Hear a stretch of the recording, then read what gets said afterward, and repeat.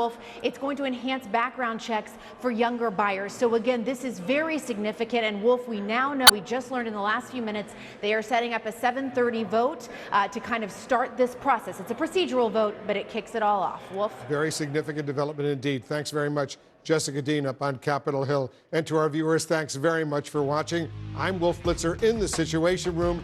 Aaron Burnett out front starts right now. Up front next, Republican officials one by one taking down Trump's election lies, testifying about a widespread fake electors scheme and the death threats they've endured just because they told the truth. Plus, new details about Trump tapes now in the hands of the January 6th committee.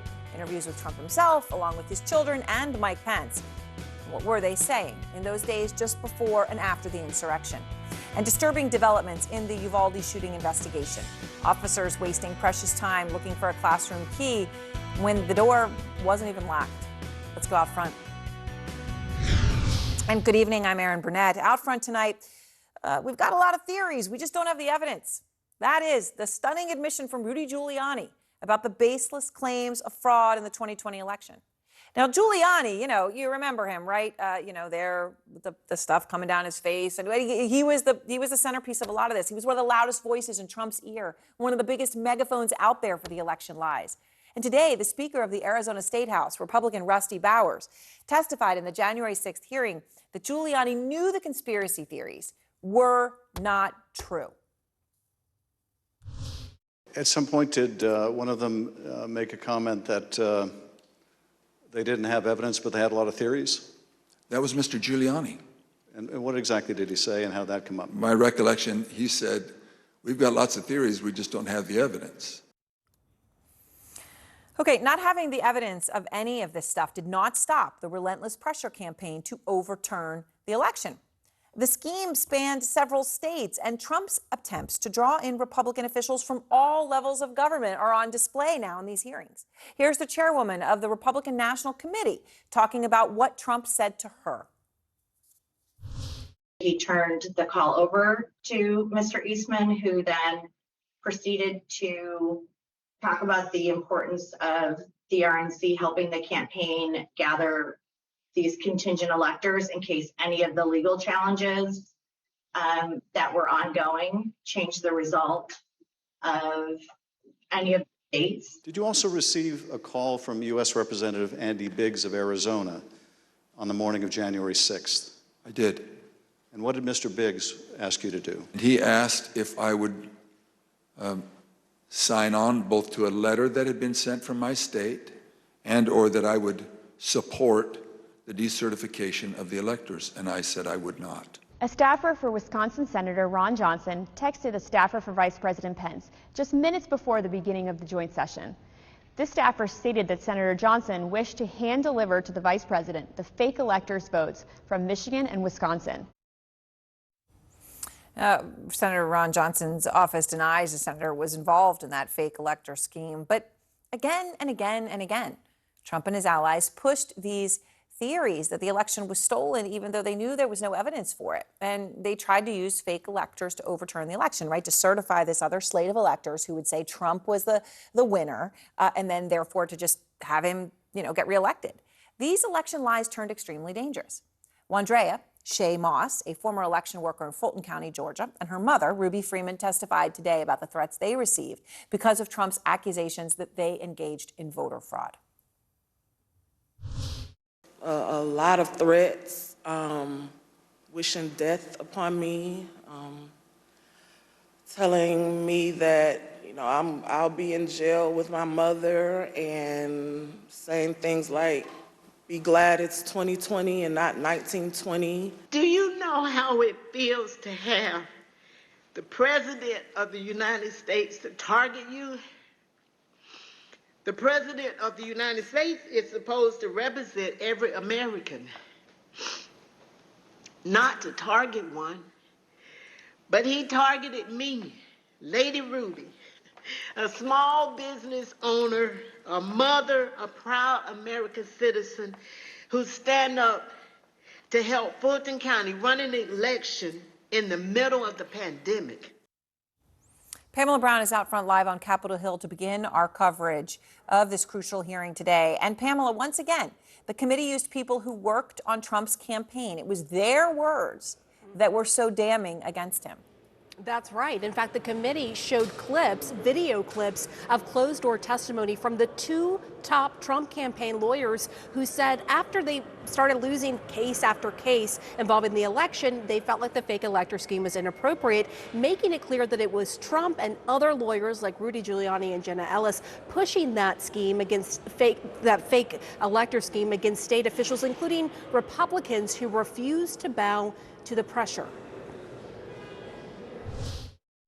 You are asking me to do something against my oath, and I will not break my oath. Rusty Bowers, the Republican House Speaker in Arizona, offering powerful testimony about the pressure he faced from former President Trump and his legal team to decertify Arizona's legitimate election results, showing Joe Biden as the winner. He said, just do it and let the court sort it out. And I said, you're asking me to do something that's never been done in history, the history of the United States? No, sir. He said, well, that's my suggestion would be just do it and let the courts figure it all out. Bowers also telling the committee Trump attorney Rudy Giuliani acknowledged they didn't have any proof of fraud. Bowers even disputing a claim Trump made about him shortly before the hearing. Anywhere, anyone, anytime has said that I said the election was rigged, that would not be true. The committee demonstrating how state officials remain steadfast in the face of a constant barrage of calls. Mr. Speaker, this is Rudy Giuliani and Jenna Ellis. We're calling you together because we'd like to discuss, obviously, the election. Hello, Mr. Speaker. This is Jenna Ellis, and I'm here with Mayor Giuliani. The committee revealing how Trump-aligned members of Congress, like Arizona Republican Andy Biggs, urged Bowers to throw out Biden electors, and detailing how Trump's election lies inspired many of his supporters around the country. Let us in special session. We'll light the whole shit on fire. The punishment for treason is death. Some supporters even threatening election workers. We started to hear the noises outside my home, and my stomach sunk, and I thought, it's me. That was the scariest moment, just not knowing what was going to happen. I don't go to the grocery store at all. I haven't been anywhere. It's affecting my life in a major way, in every way. The committee used Trump's own words to make its case, playing audio of an hour-long phone call he made to Georgia's Secretary of State Brad Raffensperger. All I want to do is this. I just want to find 11,780 votes, which is one more than we have. Raffensperger, who was Republican, insisted Georgia's election results were accurate. Every single allegation we checked, we ran down the rabbit trail to make sure that our numbers were accurate. Trump's top two officials in the Justice Department also testifying. We didn't see any evidence of fraud in the Fulton County episode. The major allegations are not supported by the evidence developed. State officials are already investigating Trump's pressure campaign in Georgia, and that call specifically for any criminal wrongdoing. If there is ever a crime and it is ongoing, we are going to look at everything.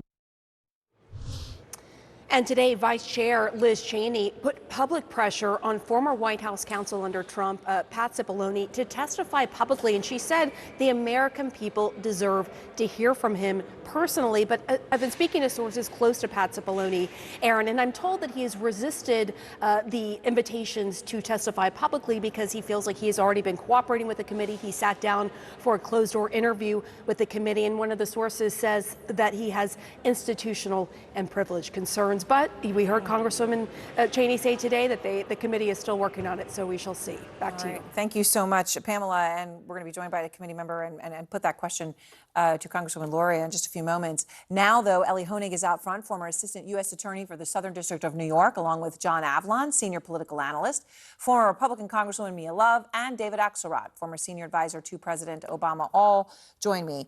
So, Ellie, the committee today showed the breadth of Trump's direct involvement, right? And this direct push for these fake elector slates, and Giuliani saying, you know what? So what? Here's the theory. forget the evidence. We'll deal with that later.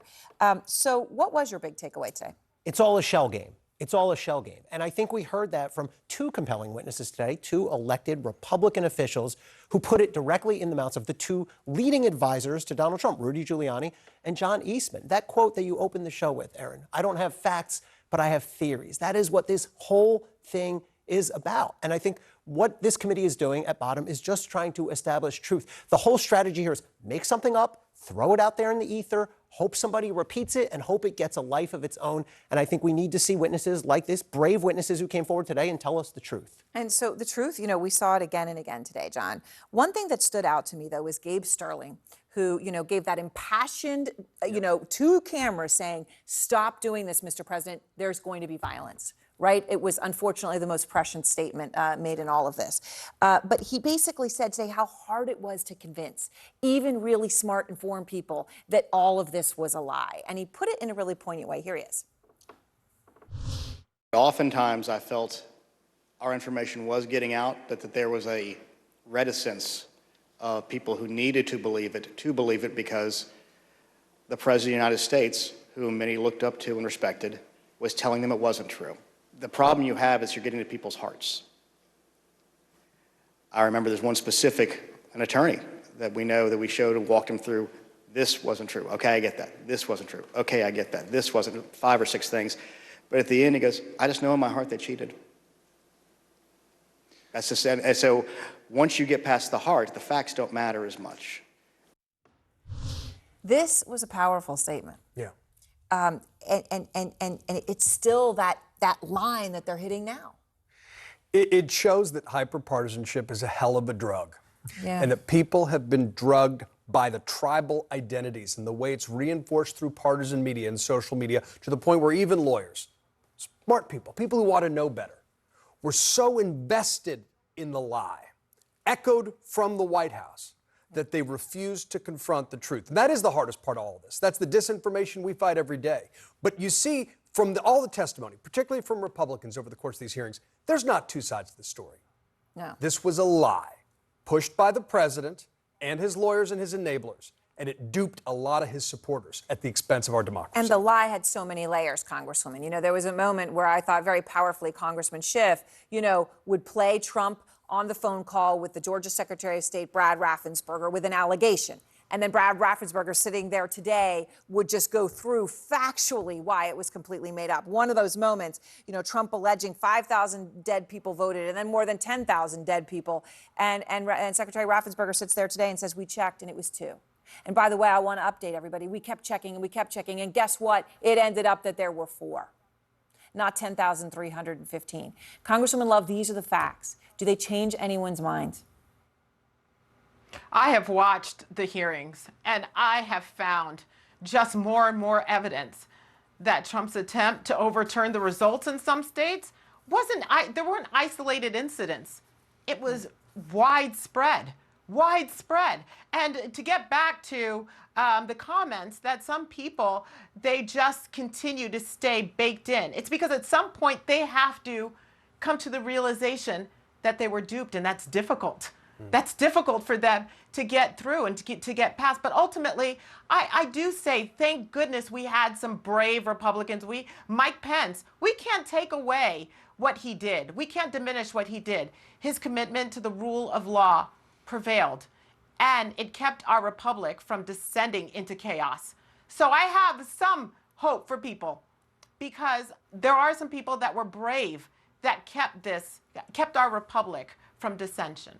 So, David, from descending into chaos. So, David, CNN learned today that Trump is still defending that call that I referenced, the hour-long call that he had with the Georgia Secretary of State, Brad Raffensperger, where the bottom line was, after Trump went through the dead people and felons and people under 18 and every single one of those things, that the facts, Raffensperger laid out the facts that they don't add up in any way, shape, or form. But Trump is still defending it, that call, even privately, still calling it a perfect call. We remember the other perfect call that he kept referring to. Do you really think he believes it at this point, David? Well, I don't have the requisite degrees to tell you what goes on inside of Donald Trump's head, but I will tell you this. He is under grand jury investigation in Georgia as we speak. because of that phone call and related activities. So I don't know what he's saying privately, but you can, publicly, I think he is stuck with the position that he has. But this has been revealing about Trump in so many other ways, Aaron, and I think this is the most important point. He was told and told and told that this was all not true, that it was a lie. He was told by his lawyers that this was probably illegal, and yet he pursued because he does not believe in rules and laws and norms and institutions, and that is the greatest concern. And he used the ginning up of the mob as a cudgel to try and intimidate public officials into doing what they knew was not right, what they knew was not legal, that was not in keeping with their oaths. And as Mia said, thank God there were people who were willing to stand up. You think Brad Raffensperger, if there were a chance that Donald Trump had won that election, would not have wanted him to win that election? You think that Rusty Bowers would not have wanted him to? Of course not. So their character came through, and that was important for the country, but so did Trump's. And we're still living with this, and we're still living with the impacts of his lies and his agitation of people. Look at the letter that Adam Kinzinger received, or that his wife received, threatening execution because of his position on this committee. We are not out of the woods. And Donald Trump is responsible for that, not completely, because there was the drug that John talked about, but we're not out of the woods. Right, and I should say, to your point, Mr. Bowers and Mr. Raffensperger both voted for Trump and were both Trump supporters. And for some people watching to even, imagine getting to that point, they wanted him to win fully, and yet still stood up and did the right thing loudly and clearly. Congresswoman, I want to talk about a woman that we heard at the top of the program briefly. This is an American citizen, elections worker, Shay Moss, just goes out, volunteers. She's out there, she's working at the election, starts receiving threats because she became the subject of one of Trump's election lies. And here is what she said about how her life has changed. In one of the videos we just watched, Mr. Giuliani accused you and your mother of passing some sort of USB drive to each other. What was your mom actually handing you on that video? A ginger mint. I don't want anyone knowing my name. I don't want to go anywhere with my mom because she might yell my name out over the grocery aisle or something. I don't go to the grocery store at all. I haven't been anywhere at all. I've gained about 60 pounds. I just don't do nothing anymore. I don't want to go anywhere. I second guess everything that I do.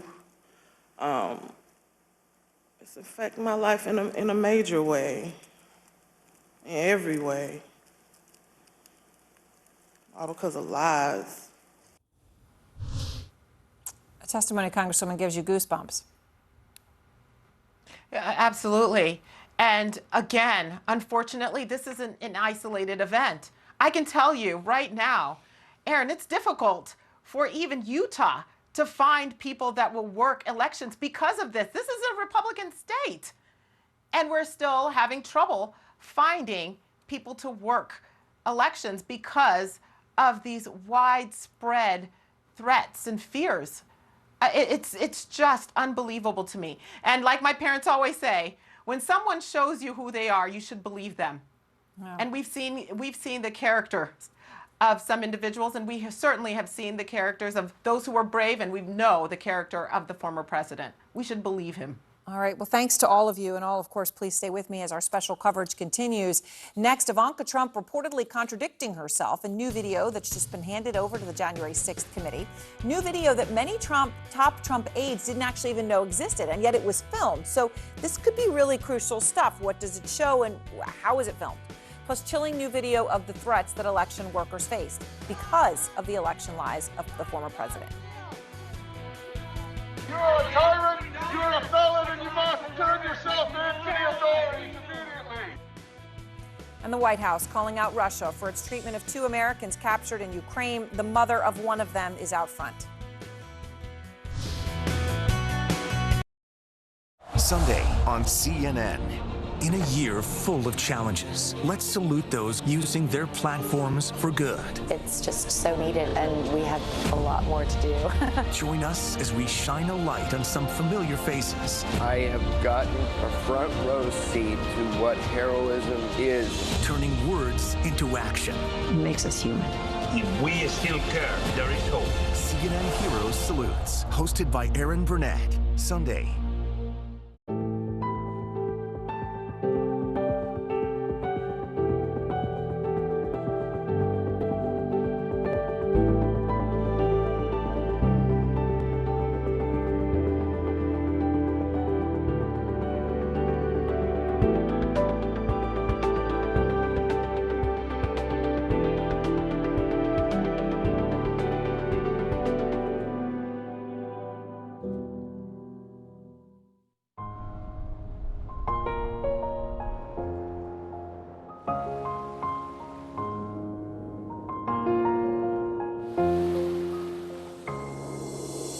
We share this place, we all belong.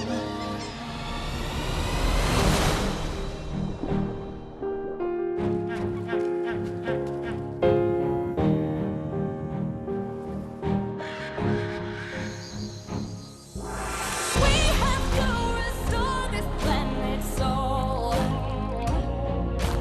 Teach it something more than what we know. Give it water, give it sun, room to grow. I can see a better tomorrow. I can see a better tomorrow.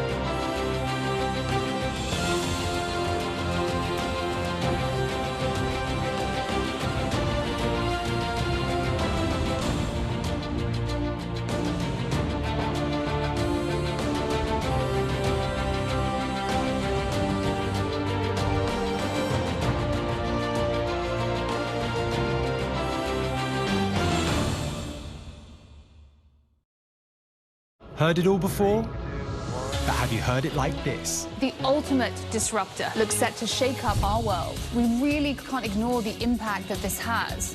What can we do that explores a fresh angle? So let's untangle the players and political forces. The truth is a lot more complex. What's really going on? Fast-paced news, in-depth reports, and fact checks from the perspective of The Global Brief with Bianca Nobilo. Tonight on CNN. Coronavirus. To get daily news updates in your inbox, sign up for the CNN newsletter. Coronavirus. Fact versus fiction. Tonight, the January 6th committee now has never-before-seen video. Can you imagine? There's still never-before-seen video. There is. And it's from a British documentary. And it could play a crucial role in the upcoming hearings, even at this very late stage. The video comes from a filmmaker named Alex Holder. And it includes interviews with Trump himself, also with Mike Pence, also with some of Trump's children, and with his son-in-law, Jared Kushner. Here's the thing. The existence of this video has caught some top Trump aides by surprise. It's pretty incredible. They didn't even know about it. You got to interview the president, the vice president, children of the president, Jared Kushner. So according to the New York Times, Ivanka Trump told the filmmaker that her father should, quote, continue to fight until legal remedy is exhausted, which of course is quite a different tone from when Ivanka said this to the January 6th committee. I respect Attorney General Barr.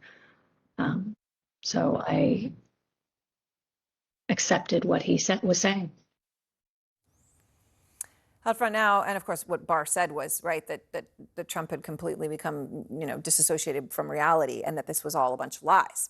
So Committee member Congresswoman Elaine Luria joins me now, and I appreciate your time, Congresswoman. So this filmmaker, British filmmaker Alex Holder, he has extensive access to both President Trump and his family, also an interview with Mike Pence, we understand. And we're now just finding out about this documentary and all this extensive footage and interviews. What can you tell us about what's on those tapes?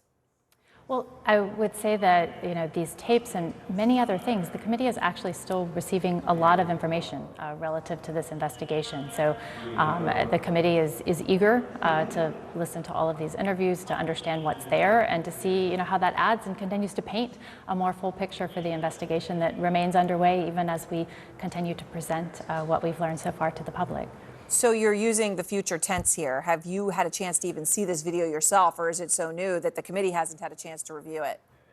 I personally have not yet, but I know that it is amongst the new things that the committee is eager to examine and understand how it fits into the information we've already gathered. So one quick point to that: are there other potentially equally as important pieces of information that have come in that you're still to review, that have come in as a result of, Chairman Thompson saying, please submit information if you have it? I would certainly say that after the chairman's appeal at the previous hearing, that we did receive contact from other individuals. We're continuing to evaluate that and determine if there's yet more people who are now willing to share information. And I'll point out again, the committee has interviewed over 1,000 people. We have over 120,000 documents, and the vast majority, other than a very small number, as the vice chair mentioned today in the hearing, have come forward and provided us useful information, and that continues even today. So your fellow committee members, Congresswoman Murphy and Congressman Raskin, tell CNN that the hearing schedule is a bit fluid right now in light of new information. Is that information, to your understanding, the video, or why is the schedule in flux? Because we had now just received what appeared to be sort of a formal and final schedule, and now we're finding that it may be in flux. And I'm wondering if we could understand a bit more why. I would say we've always been flexible with regards to understanding that we continue to receive information. We'll incorporate that into the work that we're presenting. The hearing that's scheduled for this Thursday, which will talk about pressure on the Department of Justice, will continue as scheduled. And then the committee continues to evaluate how we can best bring together all of the information that we have, that we're continuing to receive. And, we will let the public know about future scheduled hearings after this Thursday. And just one final question, if I may ask you, about this particular video. I know you're saying there's other information as well, but this video from Alex Holder, how extensive are the interviews with the former president, and are they in those immediate days prior to January 6th? Well, First, as I said earlier, I haven't had a chance to review it personally yet, and as with other information the committee receives, we, haven't been disclosing, specifics of people we've spoken to or the content of documents we've received until we're ready to present those as part of our hearing process and then the final report of our investigation. So I think there'll be more information to follow on that as we're able to digest it and incorporate it, determine, how it fits in to the information we've already gathered. All right. Well, Congresswoman Luria, I appreciate your time. Thank you very much. So Ellie Honig and John Avlon are back with me. John, this is, look, they're saying there's multiple pieces of information, and Chairman Thompson has, and it's sort of, I think it stood out to a lot of people. Like, you've been looking at this for months. You're Congress, you're the special committee, and you're sort of saying, hey, call this number if you know anything. This one particular thing seems to be pretty significant that nobody knew about it.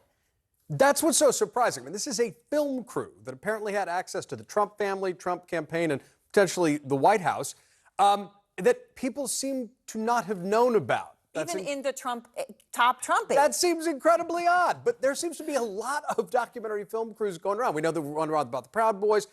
So the question is, what footage did they get? Your key question to the Congresswoman earlier, was the ex-president on tape? And how close to January 6th was he caught on tape? Could that shed new light on his thinking, his state of mind, what he was saying in private, and whether that was different than what he was saying in public? But a lot of that is what if right now. We need to see what was on the tape. Apparently, members of the committee need to see what's on the tape. I mean, right, what do you make of this, Ellie? First of all, there's no more powerful evidence than videotape. I mean, you can argue with the witness all day long. You can claim that the person has an agenda or is not credible. But if it's on video, there you go. So this could be, like John said, we don't know what's on it, but this could be very important. The other thing to know is investigations do this. You don't know where they're going to lead you. We used to say as a prosecutor, your investigation's not over till that jury comes back with a verdict. And I've had investigations go ways I never expected. I've gotten revelations in the middle of trial. So you have to be flexible and go with it. Which is interesting because the way you see this, some sort of as a citizen, you're watching it, you're expecting a presentation and a conclusion.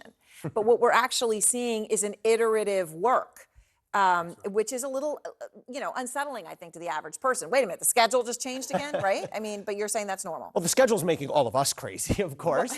And there would be some benefit to consistency, but you do have to adjust where the facts take you. That's right.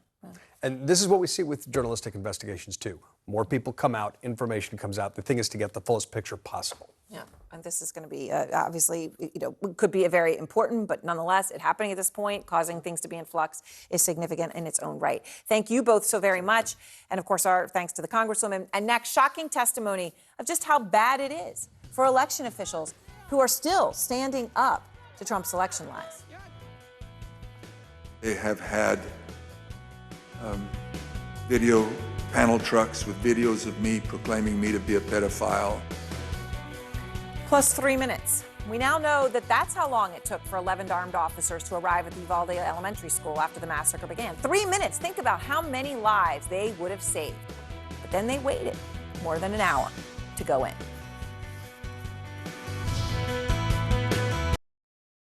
I'm Larry Medowo in Kigali, Rwanda, and this is CNN. You can help the refugees from Ukraine. Join the over 80,000 who've already raised millions for food, shelter, and more. Explore cnn.com/impact. Click to take action. I always believe in karma. I believe that doing the right thing will always end up to making us even more money.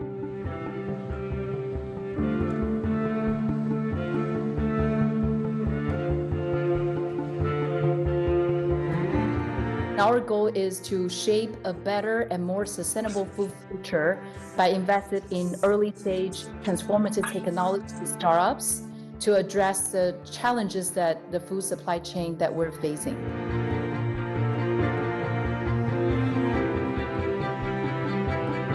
So we have been backing alternative protein solutions in many different forms, from the cell culture meat, fermentation-based protein, plant-based meat, plant-based dairy. First, you need to make those meatless food really tasty. And second layer is it also needs to taste like meat.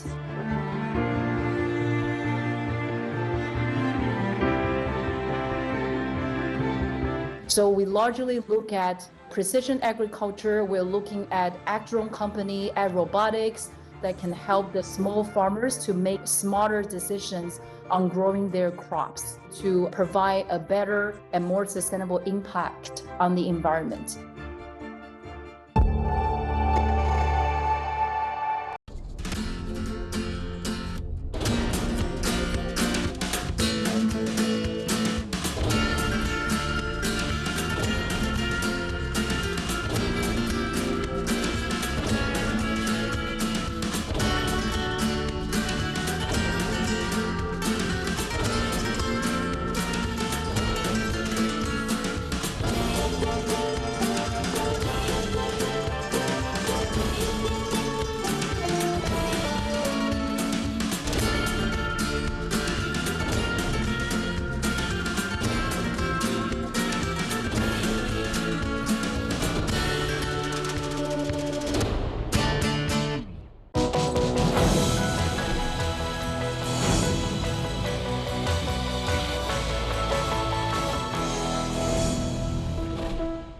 I am Nigerian by blood, British by birth, and American by residence. It is important to me that those same strands of inclusivity that flow through me are mirrored in the stories that we tell. One World is a place where Africa has an equal seat at the global table alongside Europe, the Americas, and Asia. Every continent has a voice, and where everyone watching has a stake in the global conversation. One World with Zain Asher, tonight on CNN. We try to be global and we try to be smart. And we try very hard to get both of those every week. What I want to hear are authentic voices of people who are passionate or intelligent about a subject, who will make you smarter, move you emotionally, who will kind of challenge your mind or move your heart, and that's the consistency that we try to get at. Fareed Zakaria GPS, Sundays on CNN. This is CNN. More people get their news from CNN than any other news source. The January 6th Select Committee showing just how far Trump supporters went to threaten state officials and lawmakers to overturn the election, all because they believed his lies that the election was stolen. You're a threat to democracy! You're a tyrant, you're a felon, and you must turn yourself in to the authorities immediately. And then about 45 minutes later, we started to hear the noises outside my home, and my stomach sunk, and I thought, it's me. And then it's just, we don't know what's gonna. I mean, the uncertainty of that was what was the fear. Like, are they coming with guns? Are they gonna attack my house? I'm in here with my kid. I'm trying to put him to bed, and so it was. That was the scariest moment. Out front now, two election officials who refused to cave into the threats and pressure to overturn the election. One of them you heard just there, Democratic Michigan Secretary of State Jocelyn Benson. Also with me, the chairman of the Maricopa County Board of Supervisors, Republican Bill Gates. And thank you both very much. So Secretary Benson, since we just heard your voice there, obviously, what the committee showed today was chilling. And for yourself, for Mr. Bowers in Arizona, for others, you say you were also told Donald Trump suggested you should be arrested for treason and executed for that. Of course, his team denies that. But how scary is it? How frightening is it to be an election official in the United States right now? It is, well, first, thanks for having us tonight. It is an era of uncertainty and anxiety to do the work that we have to do. And the path ahead is filled with a lot of potential threats, but it also has emboldened a lot of us to stand firm in support of our democracy. We took oaths of office to support and defend the Constitution. We know the truth and the law and the history of this country is on our side. We know that standing up for democracy is what every American needs to do right now. And so I'm proud to join my colleagues in standing on the front lines, even with the threats, because in times like this, that is what protecting and preserving democracy requires. Chairman Gates, you also have stood on those front lines, stood up to the lies. You've put out extensive report. When the cyber ninjas had all those false allegations, you have taken down every single one of those claims in Arizona, as Secretary Raffensperger has done in Georgia. As a result, you and your family had to flee an Airbnb because of death threats. You had people calling your office saying they would slaughter your family. You've had to have sheriff's deputies guarding your home. Here is the Arizona House Speaker Rusty Bowers, of course, whom you know well, on some of the threats he and his family have faced and how painful it has been. It is the new pattern, or a pattern in our lives, to worry what will happen on Saturdays, because we have various groups come by and they have had video panel trucks with videos of me proclaiming me to be a pedophile and a pervert and a corrupt and politician. There was one gentleman that had the 3 bars on his chest, and he had a pistol and was threatening my neighbor. 3 Bars is associated with a far-right militant group. Are you still afraid for your own safety and the safety of those close to you, Bill? So, first of all, thanks for having me on the show. Look, here's the situation. We've got a job to do. We've got important elections to run in 2022, and we cannot let these people intimidate us. Yeah. We have to be safe, but the threats have come in. You mentioned many of them before. They set up a guillotine for my colleagues and I at the Arizona State Capitol on January 6th, 2021.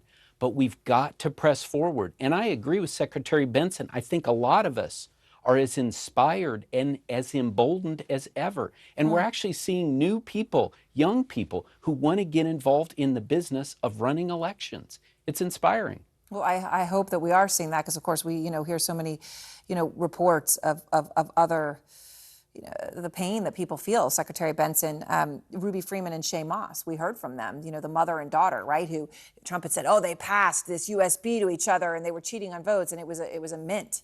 It was a mint. And yet you heard Shay Moss talk about her entire life changing right? The fear that she feels, that she doesn't leave her home, that she's gained 60 pounds, and her entire life has changed because of this. The president, accusing her. Secretary Benson, what does this mean for volunteer election workers who are the bedrock of this country's democracy? It means that we are requiring and asking so much of them right now, and many of them are so proud to do their work and yet feel really beaten down by the lies that the former president and his supporters have spread falsely, maliciously, with no evidence of their wrongdoing. And at the same time, we have seen, we've seen many leave, we've seen many more people step up. And that's really what I hope Americans watching the hearings do in response, to recognize this is about the truth and unveiling the truth and seeking accountability, but it's also about protecting our democracy for the future against future attacks. And that's where all of us can come together, stand up, defend our democracy, sign up to be poll workers, support those who are, and make sure that everyone, no matter who you vote for or where you live, Democrat, Republican, Independent, has a clear path to voting in every election and holding their elected officials accountable. Secretary Benson, Chairman Gates, I appreciate both of you. I think everyone watching appreciates both of you and the integrity with which you have done your work and all that you have endured. Thank you. Thank you. Thank you. And next, shocking details about the police response in Uvalde, including the fact that police wasted time looking for a key to a classroom door that was not locked. And the State Department blasting Russia for its threats against 2 Americans captured in Ukraine. The mother of one of those Americans is next.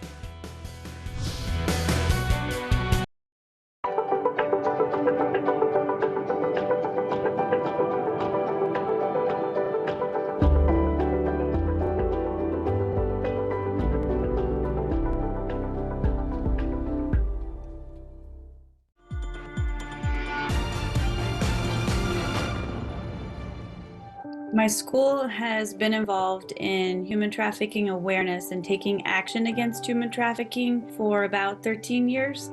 My name is Veronica McDaniel, and I am teacher supervisor of Atlanta International School Against Human Trafficking. I feel it's important to teach young people to know the signs of human trafficking. We can do a lot of prevention work just by opening their eyes to the problem. Hashtag My Freedom Day means a lot to me. It actually fuels my work with young people at Atlanta International School and globally. 6 years running, we've been able to really reach a lot of students. It's just become bigger than I think any of us really thought it would, and now we want it to keep getting even bigger. My hope for the future is that students are becoming so much more confident in this topic that they're completely leading the charge, where students are listening to other students, and we're realizing that's the most effective way for kids to really hear about the issue. I'm an idealist. I know that we can't completely eradicate human trafficking in the next 5 years, but my hope is that over time, with this new wave of strong young leaders, that we're certainly diminishing.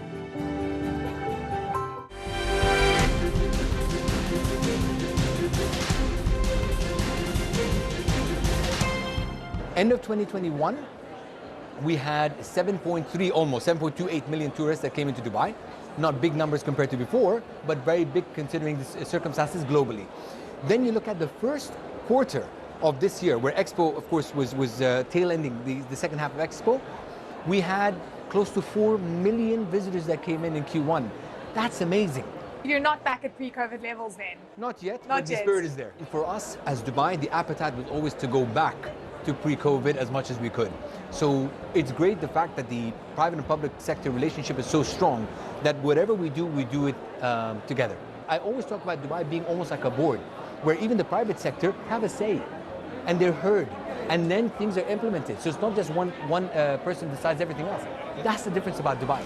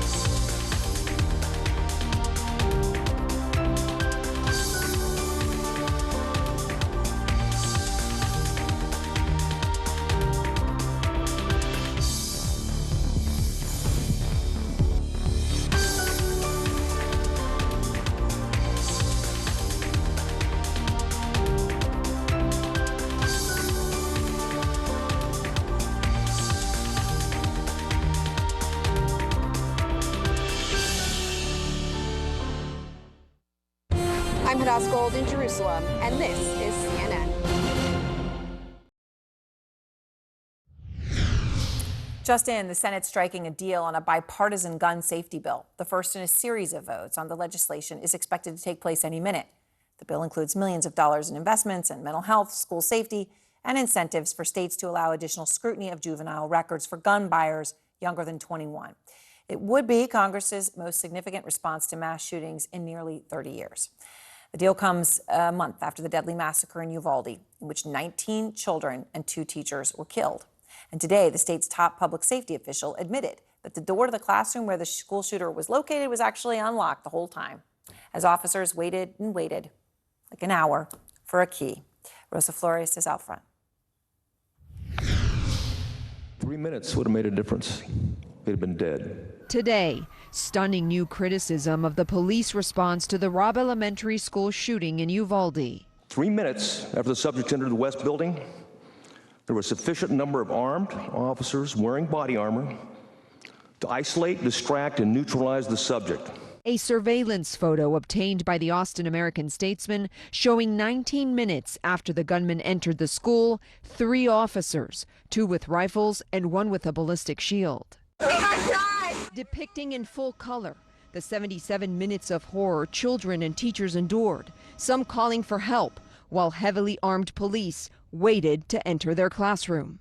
According to the latest Texas Department of Public Safety timeline, at 11:33 a.m., within 24 seconds of entering Robb Elementary, the gunman started shooting. Just 3 minutes later, 11 officers also entered, 2 with rifles. 19 minutes in, the first ballistic shield arrives. At 11:56, an officer is heard saying, "If there's kids in there, we need to go in there." The law enforcement response to the attack at Robb Elementary was an abject failure. Testifying before the Texas Senate Committee, Colonel Stephen McCraw says one of the biggest failures, waiting. And while they waited, the on-scene commander waited for a radio and rifles. Then he waited for shields. Then he waited for SWAT. Lastly, he waited for a key that was never needed. Despite earlier reports from the Texas Tribune that school district police chief Pete Arredondo tried dozens of keys that failed to work, McCraw today confirming the door to the classroom was unlocked. The preliminary investigation suggests not one officer even attempted to open the door until it was breached at 12:50. The officers had weapons, the children had none. The officers had body armor, the children had none.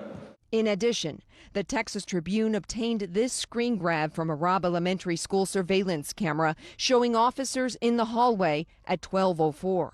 According to documents obtained by the Texas Tribune, Chief Arredondo called at 11:40 a.m. saying, "We have him in the room. He's got an AR-15. He's shot a lot. They need to be outside the building prepared because we don't have firepower right now. It's all pistol." But we now know at least 2 officers had rifles inside the school at the time. At 12:11 p.m., the chief asks for a master key, and it would take more than 30 minutes more for officers to breach the classroom. The only thing stopping a hallway of dedicated officers from entering room 111 and 112 was the on-scene commander, who decided to place the lives of officers before the lives of children. We reached out to Arredondo's attorney and we have not heard back. I just stepped out of the Uvalde City Council meeting. It's ongoing. Clearly missing is Pete Arredondo. You see, he's not only the police chief at the school district, he's also a newly elected city council member. And Aaron, on the agenda is a motion to give him a leave of absence. One by one, members of this community are going forward and asking one question. If the members of, if the individuals from Robb Elementary School did not get a break, why should the police chief?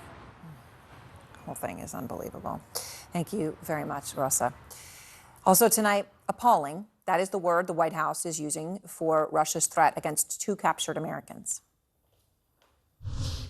It's appalling that a public official in Russia would even suggest the death penalty for 2 American citizens that were in Ukraine. Andy Tynock, Quinn, and Alex Druki were fighting with Ukrainian forces north of Kharkiv before being captured. And he's referring to Putin's spokesman yesterday, who said the Geneva conventions do not apply to those two Americans.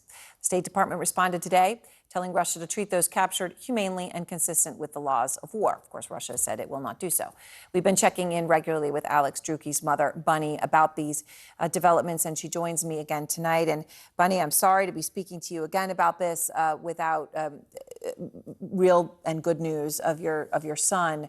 I know your family did just speak with the State Department. What did they tell you? They said, I took it to be very encouraging news. They said that they were using every available manner of communicating with the Russians, and I'm confident that they've got communication going. Obviously, when you heard Dmitry Peskov, the spokesperson for Vladimir Putin, say that the Geneva Conventions do not apply, did the State Department talk to you at all about that? And are they concerned that statements like that could impact their ability to get Alex home? No, they did not seem to be concerned about that. They really gave us encouragement that they would be able to talk with the Russians about it. Which I know is so significant. And it seems, Bunny, in a sense, a development, because I know that, a few days ago, there were still questions about, sort of where he was, or that, Putin's team was sort of saying that that he wasn't with pure Russian forces, may have been with Russian sympathizers. And Putin's spokesperson today, in a message to CNN, they still say the Kremlin doesn't know where your son is. And I wanted to read you their quote. They said, "I don't know where they're being held and who is going to judge them. But the only thing that goes without saying is that they are going to be prosecuted and they will be able to stand in court." Do you believe Peskov when he says he doesn't know where Alex is? Does the State Department believe him? I would be very surprised if Russia didn't know what was going on, because they indicate to the rest of the world that they're very powerful and that they know a whole lot. And especially if these are Russian surrogates that are doing their bidding over there in Ukraine so that they can annex all of that territory. I don't know where Russia's getting their information. They obviously missed out on the fact that my son Alex and his friend Andy were there to train, not to fight, and that they were members of the Ukrainian army, not mercenaries. And so they are to be considered prisoners of war and treated humanely, just as the Geneva Convention says. Absolutely. Well, Bunny, I know it's your son's 40th birthday this week, and you were able to hear a message from Alex recently when he spoke to you in a video that I understand was released by his captors over the weekend. And I know that you've been watching it every night before you go to sleep. Is there anything you can share with us about it and what he told you, obviously, his condition and how much it must mean for you to hear those words every day? Well, obviously it's short, but in it, he looked good. He looked alive, which was, wonderful news. And just the fact that he was able to say, "Love you," means the world. I'm sorry, it means the world to me. For sure it does. And I know, wherever he is, he will be so grateful to know that you got it, that you're able to hear it every night. I'm sure you'll be listening to it again shortly. Yes. Oh, yes. Thank you, Bunny. Thank you. And next, new details about why the Justice Department was paying especially close attention to today's January 6th hearing.